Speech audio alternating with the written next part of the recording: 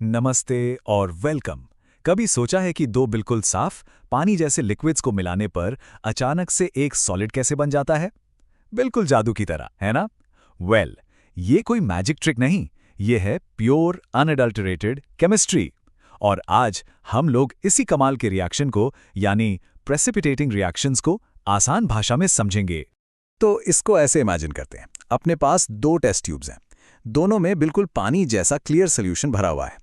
अब हमने इन दोनों को एक साथ मिला दिया और बूम, अचानक से एक सॉलिड मटेरियल सामने आ गया।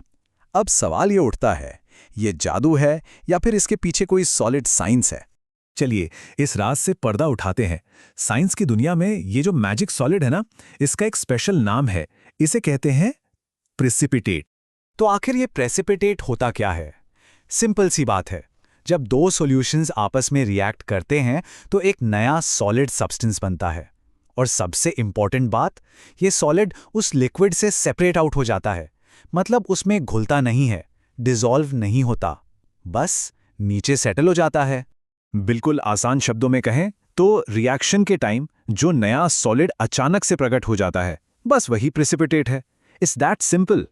ये केमिकल रिएक्शन का एक सॉलिड प्रोडक्ट है, बस। ओके, थ्योरी तो बहुत हो गई, अब इसको ना लाइव एक्शन में देखते हैं। कहते हैं ना, सीइंग इज बिलीविंग। तो चलिए दो अलग अलग कलरफुल एग्जाम्पल से इसको और बेहतर समझते हैं। हमारा पहला एग्जाम्पल है एकदम वाइब्रेंट। इसमें हम देखेंगे कि कैसे दो कलरलेस यानी बेरंग लिक्विड्स मिलकर एक चमकता हुआ पीला सॉलिड बना देते हैं। सोचिए, एक टेस्ट ट्यूब में हमने लिया लेड नाइट्रेट का सोल्यूशन, पानी जैसा साफ। फिर उसमें हमने ऐड किया पोटेशियम आयोडाइड का सोल्यूशन, ये भी बिल्कुल कलरलेस। और जैसे ही ये दोनों मिक्स हुए, बैम, एकदम इंस्टेंटली एक ब्राइट येलो सॉलिड बन जाता है। गजब है ना? ये जो पीला प्रेसिपिटेट है, ये है लेड आयोडाइड। ठीक है, येलो तो देख लिया, अब चलते हैं अपने दूसरे एग्जाम्पल की तरफ। इस बार हम एक दूध जैसा सफेद प्रेसिपिटेट बनाएंगे। Let's see how. तो इस रिएक्शन के लिए हम लेते हैं बेरियम क्लोराइड का सोल्यूशन और इसमें डालते हैं थोड़ा सा सल्फ्यूरिक एसिड, और फिर से वही होता है, जैसे ही दोनों लिक्विड्स मिक्स होते हैं एकदम से एक व्हाइट प्रेसिपिटेट बन जाता है। इसका केमिकल नाम है बेरियम सल्फेट।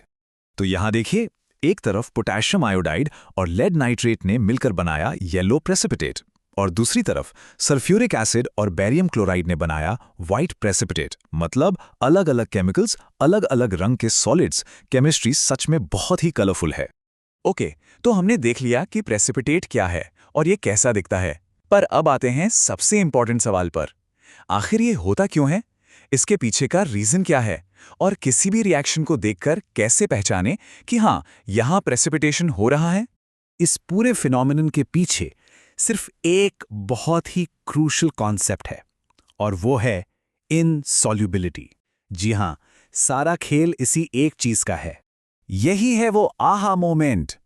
इनसॉल्युबल का मतलब है कि जो नया सॉलिड प्रोडक्ट रिएक्शन में बना है, वो लिक्विड में, जैसे कि पानी में, घुल नहीं सकता। It can not dissolve. और क्योंकि वो घुल नहीं सकता, इसलिए वो एक सॉलिड बनकर नीचे सेटल हो जाता है। बस इतनी सी बात है जिसका इतना ड्रामेटिक इफेक्ट होता है। तो अब किसी भी प्रेसिपिटेशन रिएक्शन को पहचानना बहुत आसान है। बस तीन साइंस पर नजर रखनी है। पहला, सॉल्यूशन अचानक से धुंधला या क्लाउडी हो जाएगा। दूसरा, एकदम से कलर चेंज दिखेगा, जैसे कलरलेस से येलो या वाइट हो जाना। और तीसरा, साफ साफ एक सॉलिड सब्सटेंस नीचे सेटल होता हुआ दिखेगा। अगर ये चीजें हो रही हैं तो समझ जाइए कि ये एक प्रेसिपिटेशन रिएक्शन है।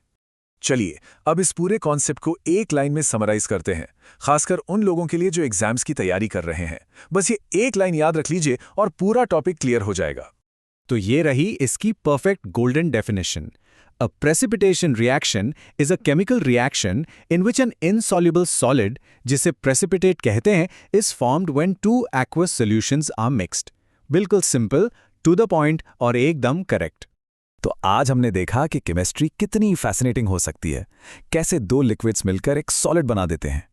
ये हमें सोचने पर मजबूर करता है ना, कि हमारे आसपास, हमारी रोज की जिंदगी में और कौन कौन से ऐसे इनविजिबल रिएक्शंस हो रहे हैं जिन पर हमारा ध्यान ही नहीं जाता। इस बारे में जरूर सोचिए और साइंस की इस खूबसूरत दुनिया को एक्सप्लोर करते रहिए। अगली बार मिलेंगे। धन्यवाद।